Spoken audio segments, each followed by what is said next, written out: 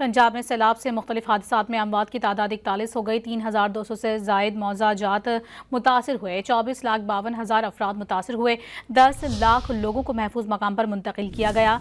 वज़ीर इत्तलात पंजाब अज़मा बुखारी कहती हैं कि मौजूदा सूरत हाल पर मनफी प्रोपेगेंडा करने वालों के तर्ज पर अफसोस है।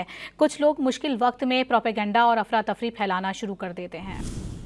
2500 के करीब जो है वो मौजा जात इफेक्ट हुए हैं।